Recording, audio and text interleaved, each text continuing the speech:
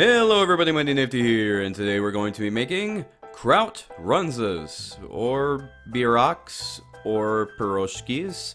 No matter what you call them, these little buns of comfort are simple, delicious, and hearty. With a base from Russia, transferred to Germany, and then trademarked in the US state of Nebraska, these globe-trotting portable meat pies are excellent for dinner or on the go.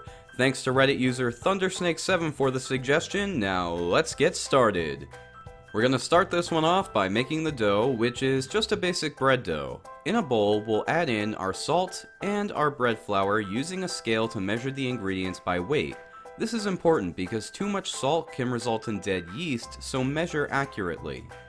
Then, in a measuring cup, I've got 300 milliliters of water heated up to about 100 degrees Fahrenheit, to which I'll add in 1 packet of active dry yeast. Give it a stir, let it sit for about 15 minutes, and then get ready to make some dough.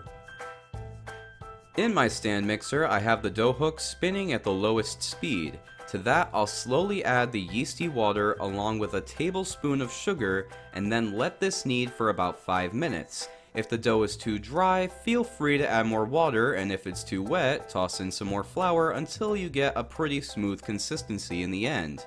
This can be done by hand, but I've got the mixer, so I used it. If you don't feel like making the dough at all, you can always buy some pre-made dough at the supermarket. Either way, once the dough is done mixing, just throw on a towel and let it proof for 1 to 2 hours or until it doubles in size.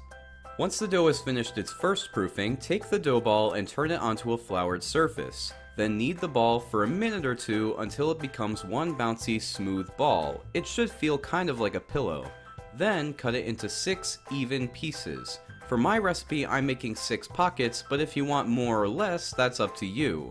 Once it's cut up, just roll each piece into its own ball, rip off some chunks on any of the large pieces and re-roll them into the smaller ones when you make a mistake, if you do like I did, and then cover them again with another towel to proof for another 30 minutes.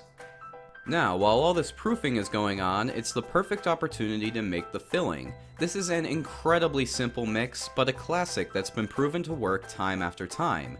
To start this off, we need to slice up 1 onion by cutting it in half, and then making medium slices all the way down. Then, we can take half a head of cabbage and shred it up in a similar fashion. I thought I'd need an entire head of cabbage for this, but as we'll see a little later, half a head is more than enough. Over to the stove, we'll add some ground beef to a pan with olive oil on medium heat and break it up with our spoon. Then season it with a bit of salt and black pepper. We'll let this cook until about half of the pink is gone, and then we'll add in our onion along with more salt and pepper. After about another 2 to 3 minutes, when the onion begins to go limp, we can add in the cabbage along with, you guessed it, more salt and pepper. And now you can probably see the problem with using an entire head of cabbage for this recipe. I thought it might wilt down, but after cooking everything for about 5 more minutes, I realized that wasn't happening. So I had to go through the sad motions and use tongs to pull out as much cabbage as I could before finishing this off. Lastly, while I was still questioning how much cabbage could possibly be in these things, I added in some Worcestershire Sauce. It's not a traditional ingredient, but it adds so much to this mixture I couldn't stand to leave it out. Once everything is ready, just put the mixture into a bowl and let it rest until the dough is finished proofing. If the mixture is too wet, feel free to dry it up with a paper towel, but mine was fine, so I skipped it. When the dough is proofed, just take each dough ball on a floured work surface and use a rolling pin to stretch it out to about a 1/4 inch thick. Ideally, you'd want something uniform, but just about any shape should work since this dough is very forgiving. Once it's ready, take a portion of your mixture, place it in the center of the dough, leaving enough room on the outside to have the dough close in on itself.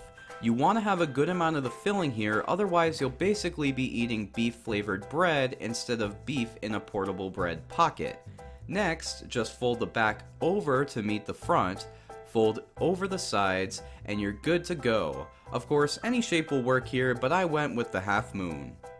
Once you have everything ready to go, it gets thrown into the center of a 350 degree oven for 25 minutes. When they're done with that first cooking, you want to take half of your melted butter and brush it over the tops of all of the buns, followed by a light sprinkling of coarse salt to add some texture.